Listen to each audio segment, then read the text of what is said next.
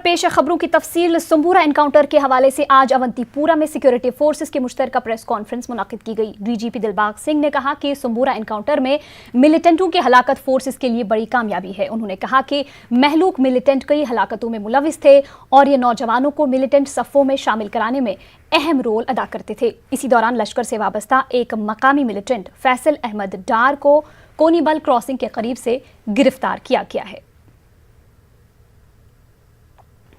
उस वक्त देर हो गई थी और सर्च नहीं कर पाए थे पूरी तरह, और सुबह जब एरिया की सर्च की गई और इसमें दो जो दहशतगर्द हैं वो मारे हुए पाए गए। एजाज अहमद रेशी एक है और दूसरा सिजाद अहमद सोफी है। दोनों से AK-47 AK-56 पकड़ा गया, काफी आर्म्स एंड अम्युनिशन एक्सप्लोजिव मटेरियल पकड़ा गया और भी इनक्रिमिनेटिंग मटेरियल पकड़ा गया। और ये दोनों ही अवंतीपुरा जिले के रहने वाले हैं। एजाज अहमद रेशी बहुत ही खतरनाक तरह का दहशतगर्द रहा है। ये बुरहान वानी के टाइम से एक्टर था और उस वक्त भी बहुत सारी गतिविधियों में शामिल था। शुरू में OGW का काम करता रहा और टेररिस्ट को एक जगह से दूसरी जगह पहुंचाता था।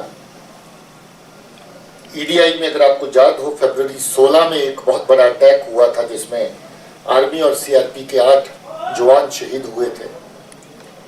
इसी ने टेररिस्ट को वहां तक ट्रांसपोर्ट किया था। उसके बाद ये खुद दहशतगर्द बन गया, लश्कर तौबा ज्वाइन किया इसने। और उसके बाद एक अटैक जून में हुआ जो फ्रिस्बल पामपुर में, उसमें भी 8 लोग CRP के मारे गए थे, उसमें जो सीधे रूप में शामिल था। फिर एक दिसंबर में कदलबल पामपुर में अटैक हुआ, वो अटैक भी इसने लीड किया था, उसमें 3 हमारे आर्मी के जवान शहीद हुए थे। इसके अलावा बहुत हार्डकोर टेररिस्ट को अपनी सफ़ों में शामिल करना, अपने साथ मिलाना, मोटिवेट करना, दहशतगर्द बनाना, उसमें इसका बहुत बड़ा हाथ था। इस मौके पर डीजीपी ने कहा कि एडवोकेट बाबर कादरी की हलाकत के बारे में तहकीकात जारी है और पुलिस को इस सिलसिले में कुछ अहम सुराग भी मिल गए हैं।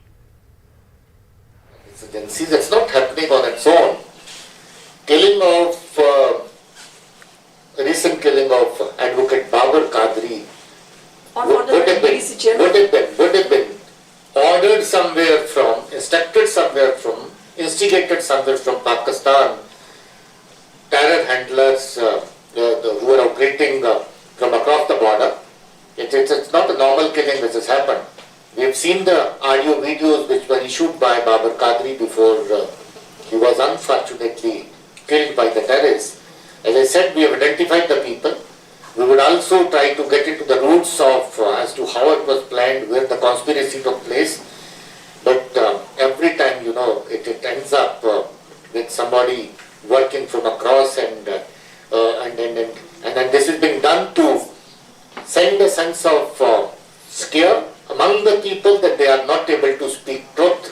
They are not able to talk freely that Pakistan hand is involved. They are not able to talk freely that terrorists are not becoming terrorists on their own.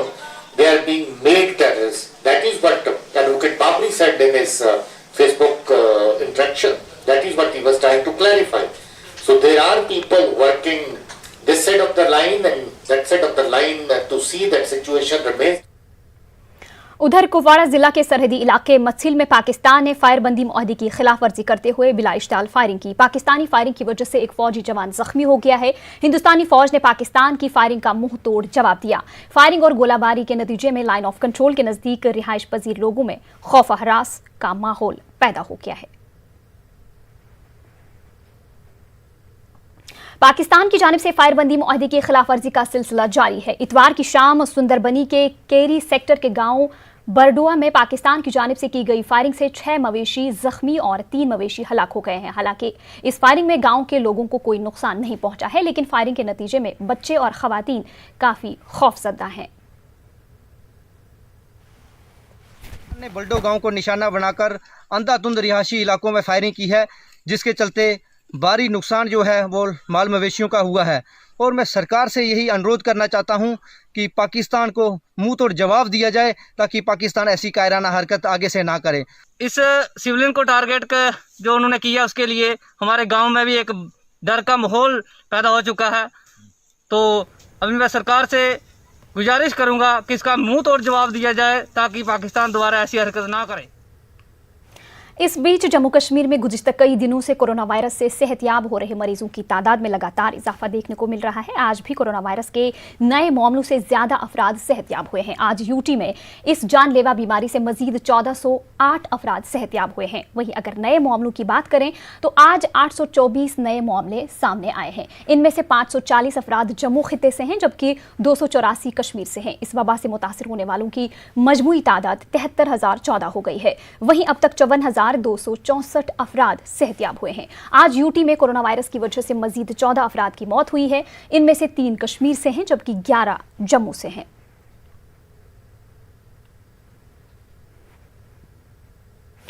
हालिया दिनों में जिला जम्मू और जम्मू डिवीजन के दीगर कुछ अजला में कोविड से हलाकतों और पॉजिटिव केसेस में गैर मामूली इजाफा देखने में आया है। इसकी वजह से जम्मू में फार्मास्यूटिकल्स गोदामों के ताजरों और रेडीमेड गारमेंट्स के ताजरों समेत मुतादिद तिजारती इदारों ने खुद साख्ता वीकेंड शटडाउन का फैसला किया है ताकि कोविड के फैलाव पर काबू पाया जा सके। यहाँ तक कि अब जम्मू के आम लोग भी हुकूमत से मुतालबा कर रहे हैं कि वो या तो तिब्बी सहूलियात में बेहतरी लाए या फिर लॉकडाउन नाफिज करें। जम्मू से समीर भट्ट की ये रिपोर्ट देखिए।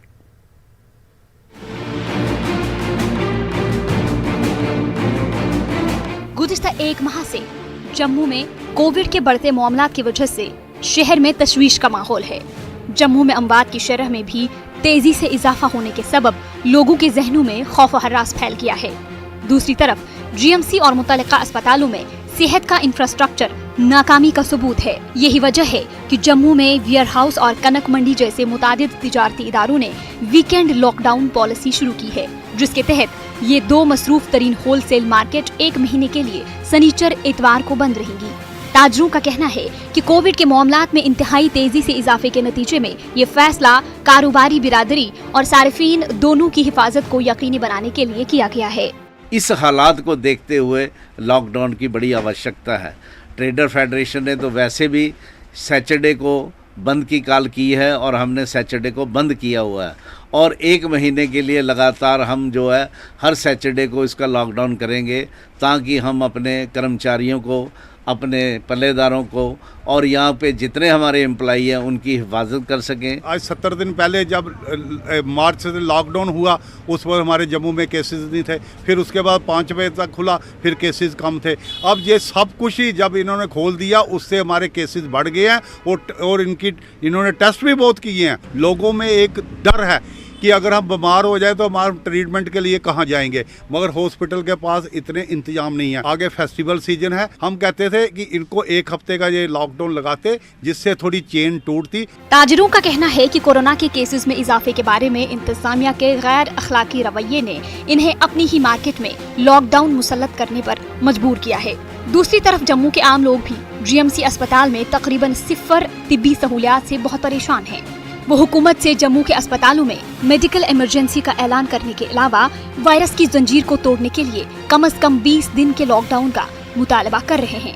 इतने केस पॉजिटिव आ रहे हैं, अभी तक लॉकडाउन क्यों नहीं किया? जब पूरे हिंदुस्तान में एक पेशेंट आता था पॉजिटिव करके और एक ही डेथ हो जाती थी, पूरे हिंदुस्तान में लॉकडाउन हो जाता था। आज क्या वजह है कि हिंदुस्तान क्या जम्मू इस वक्त सबसे बड़ा संक्रमण का क्षेत्र बन चुका है। सबसे ज्यादा केस हैं वो जम्मू में है, चाहे वो मरने वालों में, चाहे वो पॉजिटिव केस हैं। आज किस बात का इंतजार कर रहे हैं आप? कारोबारियों के मुताबिक लॉकडाउन के दौरान इन्हें काफी नुकसानात का सामना रहा है।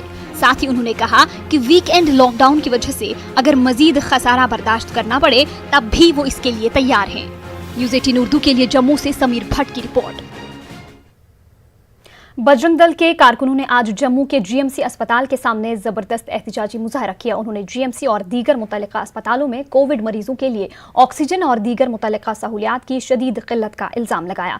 मुजाहिरीन का कहना था कि यह बदकिस्मती है कि जम्मू में सेहत का पूरा निजाम बर्बाद हो गया है और इंतजामिया ने इन सहूलियात में बेहतरी लाने के लिए कोई इकदाम नहीं उठाया। उन्होंने मुतनब्बे किया कि अगर हुकूमत जम्मू के अस्पतालों में तिब्बी सहूलियात में बेहतरी लाने में नाकाम रहती है तो वह एहतजाज में शिद्दत लाएंगे। कई लोग यहाँ पर ऑक्सीजन की कमी से, वेंटिलेटर की कमी से और कई ऐसे गलत ट्रीटमेंट की वजह से मारे गए। चाहे 4 साल के बच्चे को देखिए, उसके बाद 23 साल की एक महिला जो 3 बार नेगेटिव आई है और इन्होंने पॉजिटिव दिखाया। इस प्रकार की जो यहाँ पर धांधली चल रही है, ऑक्सीजन का स्कैम चल रहा है, ये पब्लिक के सामने इन्होंने लाना चाहिए। हमारी सीधी सीधी एक डिमांड है और ये चेतावनी भी है कि माननीय लेफ्टिनेंट गवर्नर महोदय यहाँ का दौरा करें और यहाँ पर जो चीजें गलत चल रही हैं उसकी पूरा ब्यौरा जो है वो मीडिया के सामने आकर दें। कश्मीर न्यूज में रुकेंगे एक छोटे से ब्रेक के लिए, जल्द हाजिर होंगे।